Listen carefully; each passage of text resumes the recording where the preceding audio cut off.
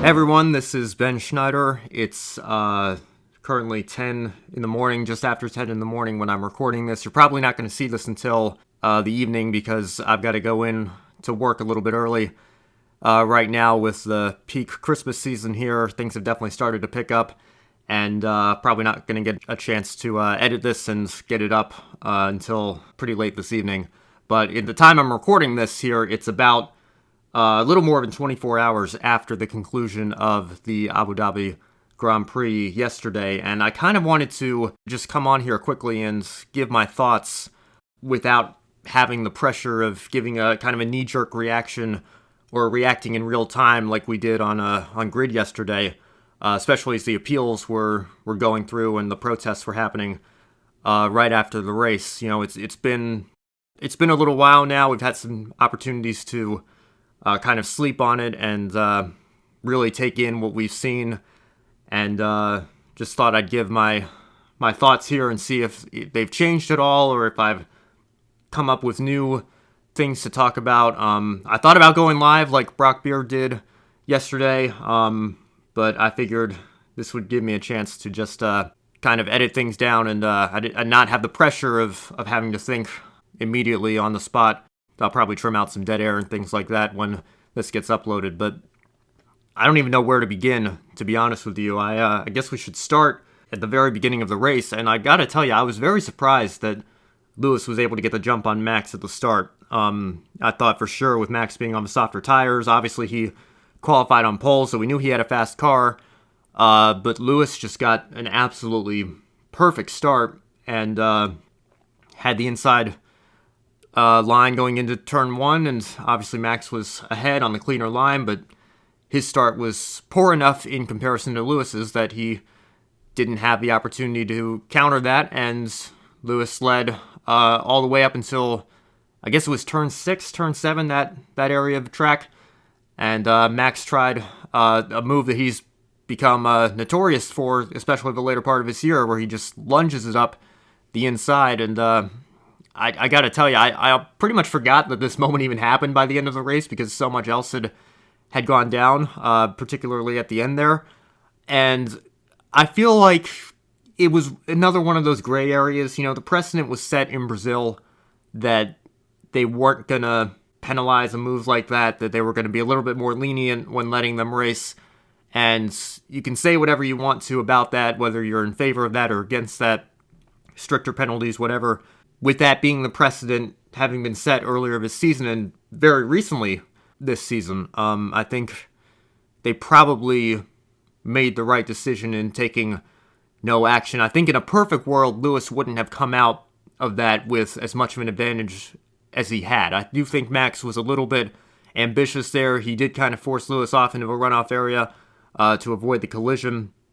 But then Lewis had a little bit more of an advantage than he went into the corner with. Even though they said Lewis gave the advantage back, I didn't really see that. I think Lewis should have been a little bit closer to Max, a little bit further back than he was in terms of his advantage. But he drove off immediately to multiple second leads, so I don't know that would have made a huge difference anyway. Maybe it would have given Max one more chance to lunge it up the inside, and then who knows what would have happened. But I think it was clear from the start that on race pace, Mercedes had the edge, even on a set harder compound of tire there with Lewis on the mediums. And that was when I thought to myself, okay, there's a very slim chance that Red Bull can pull this out at this point because Lewis clearly has the pace, and it's going to take something like Christian Horner, to quote him, the racing god shining down on us to get this done for Max, because Lewis is going to win this race.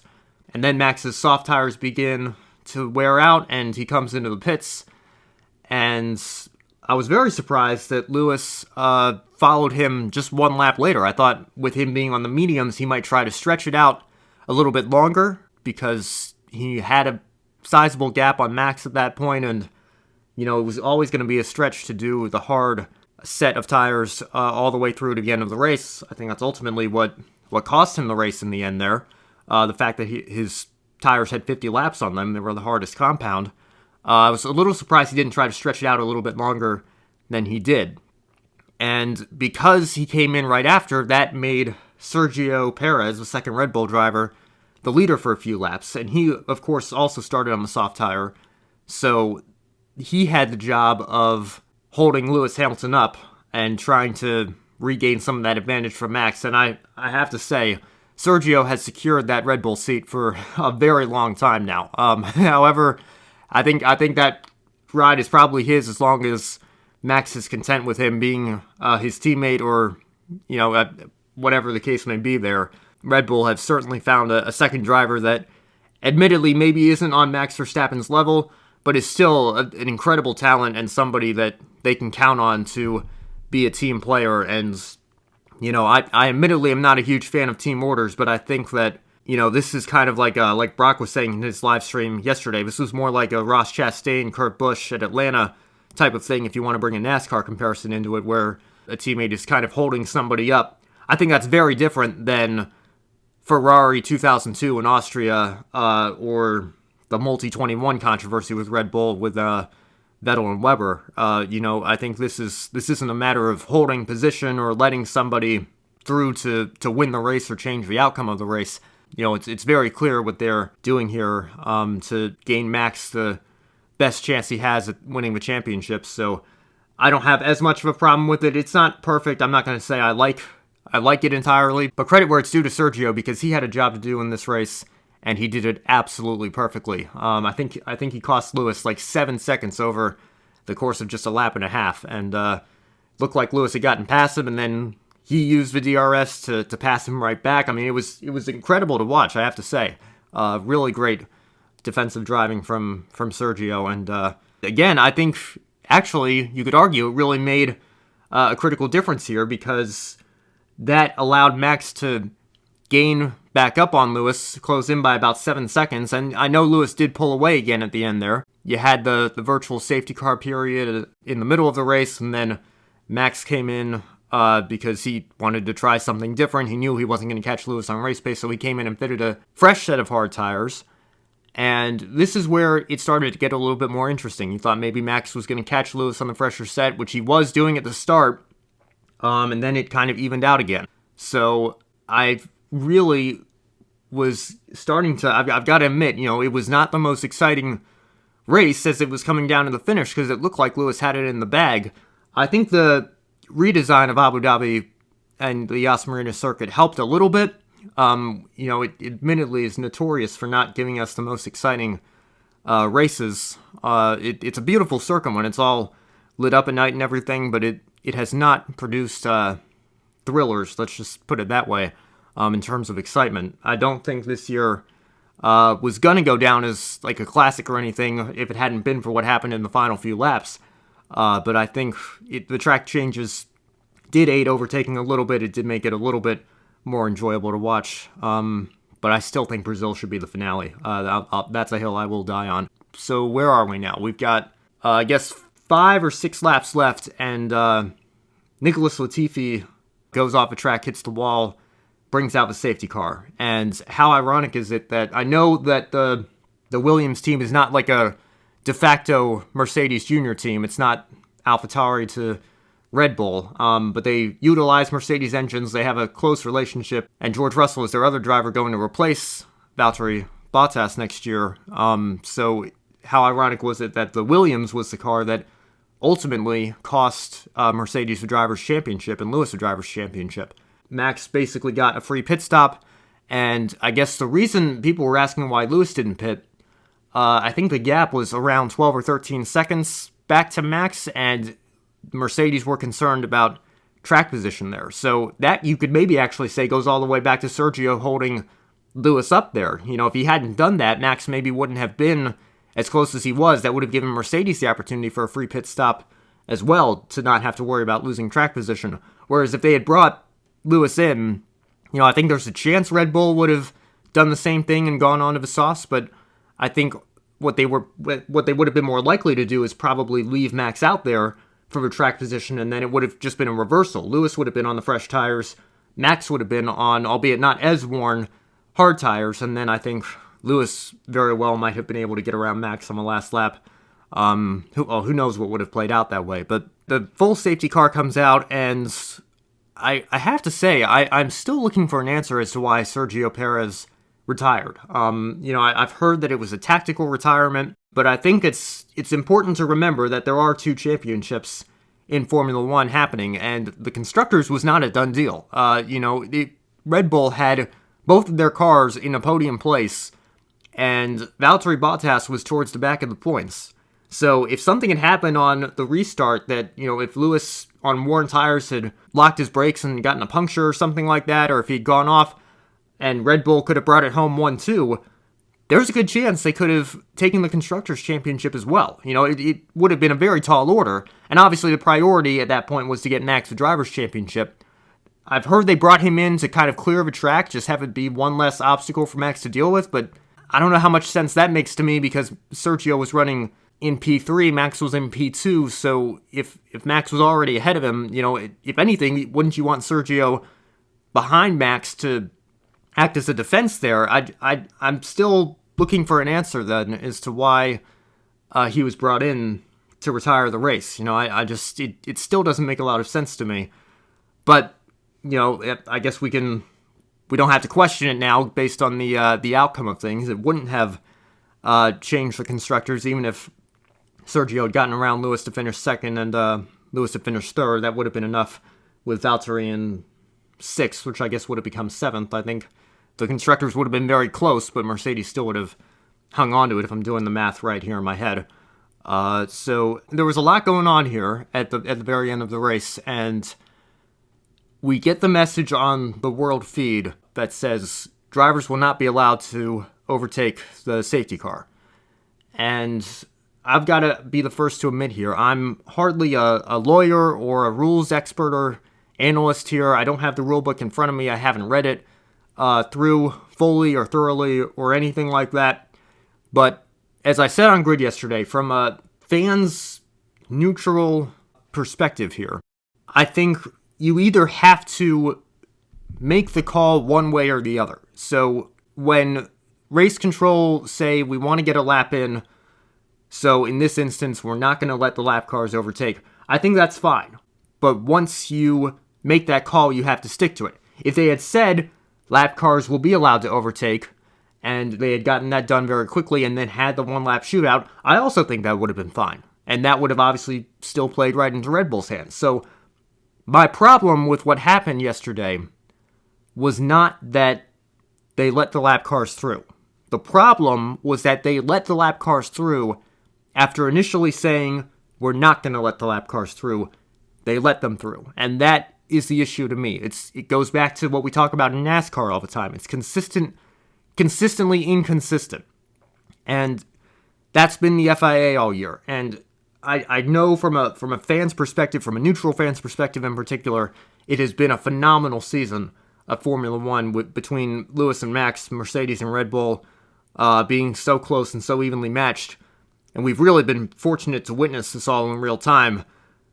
But race control, it has not been a good year for them.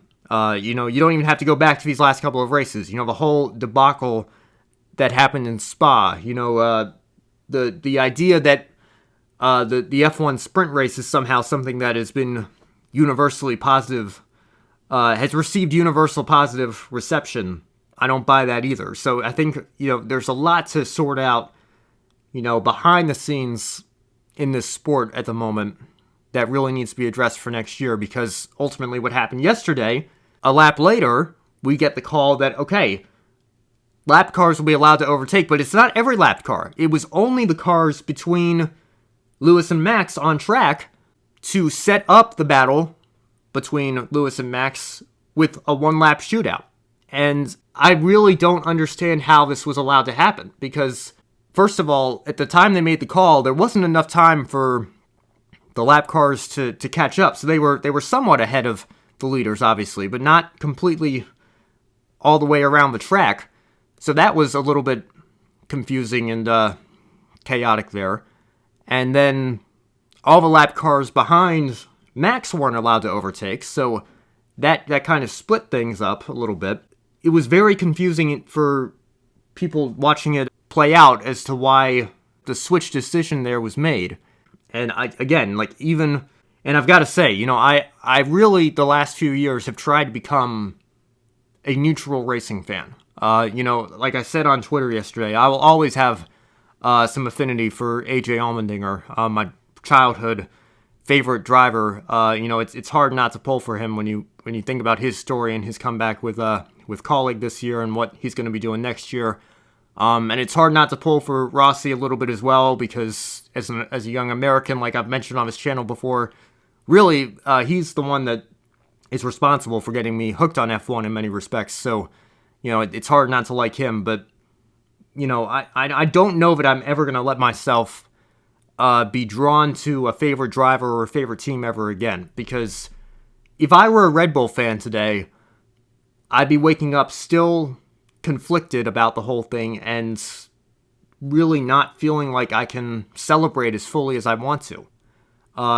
Just because from a neutral fan's perspective, it looks very messy and looks like F1. I'm not saying they rigged it for Red Bull and Max, but they manufactured it for entertainment and drama.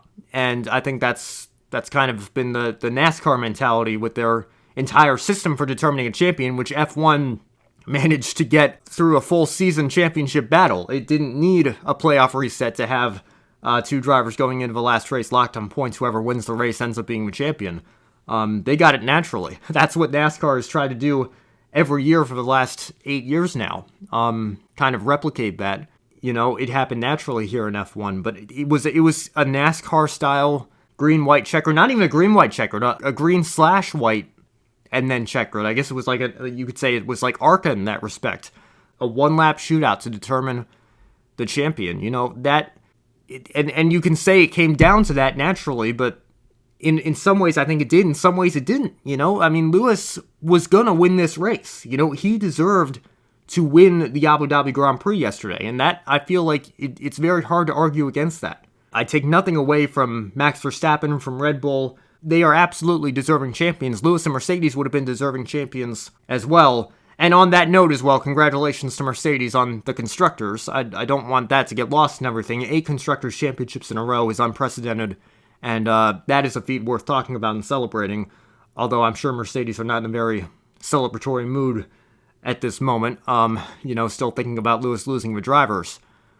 But, Max is absolutely a deserving champion, based on the season that he's had. Lewis would have been as well. But based on this race, the most deserving winner of the Abu Dhabi Grand Prix, which would have won him a championship, was Lewis Hamilton. And it's a shame that such an incredible season is going to be remembered for the chaos of race control, kind of fumbling the ball on the last lap of the last race. And ultimately, that gave Max the opportunity, with an objective advantage, fresh tires of the softest compound compared to Lewis's very worn tires of the hardest compound. It was incredible defense from Lewis that he didn't get past sooner, to be honest with you. And the fact that he got back alongside him on the second straight and looked like he might have a chance to go around the outside at the end of the second straight there on the last lap, even without the DRS. So credit to Lewis for making it a fight. But you pretty much knew, if you're a knowledgeable fan who, is familiar with how the sport works and the different tire compounds and everything, you knew that it was pretty much game over once they said, let the lap cars overtake. Because Max had an advantage that Lewis simply could not compete with. And ultimately, that is what allowed him to win the championship yesterday. So again, let me make it very, very clear here. All congratulations, unequivocally, to Max Verstappen. It's phenomenal what he's done this year. I still, like I said on Grid yesterday, I got into F1 in 2015. Okay, so I was alive for a period before Mercedes dominance. I have gone back and watched highlights from my lifetime in a period before Mercedes dominance, regretting that I wasn't watching these things unfold in real time. But I don't know what it's like to follow an F1 season as it unfolds and not see Mercedes win both championships at the end. Even the year that Lewis didn't win that I watched, it was still Nico Rosberg, his teammate, and Mercedes clinched the Constructors with 4 or 5 races to go. I mean, They won 19 of 21 races in 2016. So they have been borderline unstoppable. And not even borderline. They've been unstoppable in the Constructors. They still have been unstoppable in the Constructors standings. That streak is still going to be active going into next year. So it is an unbelievable feeling that we have somebody who has done what so many others have failed to do. They have taken the fight to Lewis and Mercedes over the course of a full season and defeated them. And that's absolutely amazing. That's an achievement that is worth celebrating. But unfortunately, I feel like the celebration from a neutral fan's perspective is maybe, it's not going to be as exciting as I hoped it would be because of what happened in the last race and the last lap. And I just hope that the FIA use this as a wake-up call that, first of all, Michael Masi, I don't know if he should be back next year or not. I'm leaning towards no. I don't know who they could get that would replace him here. But if he is back, he needs some help. He needs somebody, Martin Brundle was saying this on the post-race show, he needs like kind of a right-hand man to be there helping him make these decisions, because clearly he has proven this year that it is too much for just him alone to handle. And I want to be clear here. I know Michael Masi is in a very difficult position. He has a very difficult job. I'm hardly sitting here talking to you all pretending that I could do his job better, because I couldn't. You know, the pressure that comes with it, I could not imagine being in that position and directing a live sport that moves at 200 miles an hour plus in real time. I couldn't imagine doing that. That being said, it is a very important job that somebody has to do, and the person that does it has to do it well with as little controversy as possible. And that has not happened this season. That didn't happen yesterday. You need somebody who is going to make these decisions and make them fairly and make them without controversy. And it has happened too many times this year that we've gotten on our post-race show or gotten on social media after the race, and Michael Masi's name is the one that we're talking about so much instead of the drivers and teams. And if that's the case, it's usually not been in a positive light. It's because he's made a mistake. It's because he's made a judgment call that we don't agree with, that a lot of fans don't agree with. So it was a phenomenal conclusion to the season if in terms of enjoyment and entertainment.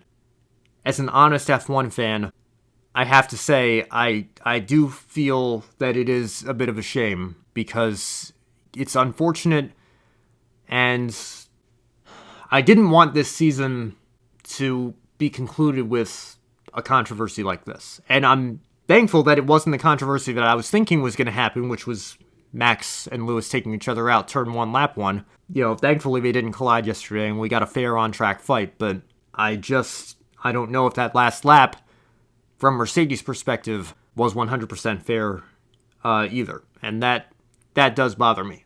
I guess I should speak briefly on the protests here. If you're a Mercedes fan, and let me say this as well, if you're not a Mercedes fan, I never want to see another tweet or Facebook comment or anything like that say, oh, the FIA, they treat Lewis differently, they treat Mercedes with favoritism. You know, if that was anybody else, that would be a penalty, but it's the golden perennial champions, so I think we can throw that argument out now. Mercedes definitely got screwed by miscommunication from the FIA yesterday. I'm not saying they did it to favor Max or Red Bull at all, but because they made a bad decision and it was, I don't know, I'm not one to judge motives here at all. I'm not saying that they did it to rig it for Max or Red Bull. I don't think that's the case, but I think that they definitely dropped the ball, and we're going for maximum. They wanted to get a race finish, and that I understand as well, but how they went about getting it ultimately was not 100% fair for Mercedes. And while I understand being furious, the Mercedes and their fans have every right to be furious, I don't know that you can take this to the courts with solid ground to stand on for getting this overturned. Even if you say you want to count back a couple of laps so the race ends under the safety car, I don't know how that would be fair to Red Bull and Max. And again, I'm not saying it was fair how it played out for Lewis and Mercedes, but at the same time, it's not Max and Red Bull's fault that race control made the decisions that they made. So how can you take that away from them and hand it back to Mercedes? Then Red Bull would be equally, if not even more furious, and they'd probably counter appeal it, and it would just be a never-ending cycle of things. You know, two wrongs don't make a right. I know it's kind of cliche to say that, but I don't see how overturning the championship result would fix anything here. I think, if anything, it only makes it more controversial and would only further bring the sport into controversy that it doesn't need to be in, because it's been in enough controversy this year. So, as incredible as the season has been, race control have dropped the ball quite a lot. Michael Massey has dropped the ball quite a lot. So if Mercedes continue to drag this out in court, I just don't think it's a very good look for Formula One. I don't think it's a good look for them. And ultimately, I don't think it's going to accomplish anything. I think they're going to throw a bunch of time and money towards something that they have virtually zero chance of getting overturned. I think it would be best for them to focus their energy on next season and trying to take the championship back. And on that note, let me just conclude here by saying all credit to Lewis Hamilton. Like I said, I try to be a neutral fan here. I don't actively root for Lewis Hamilton, but I do like Lewis Hamilton a lot. He has been an incredible champion, ambassador for the sport. I love that he fights for what he believes in. I love that he has been able to sustain such a level of dominance that we've been able to watch his greatness in real time. And I love that he was so gracious in defeat yesterday. I think it would have been very easy for him to just kind of hide and shy away and not really say much and fall into the trap of being a sore loser. Because he had every right to be devastated with what happened there. But he was so gracious in defeat. He went up and shook Max's hand right before the podium interviews. He celebrated a little bit on the podium. Obviously, he's not going to celebrate too much with a second place finish in the grand scheme of things. But he reminded me of Felipe Massa in 2008. And, of course, he was on the other end of that thrilling championship battle. But it reminded me of how Massa was so gracious in his defeat. And his defeat in his home country with 100,000 screaming fans whose hearts all sunk together when Lewis passed Timo Glock to clinch the championship.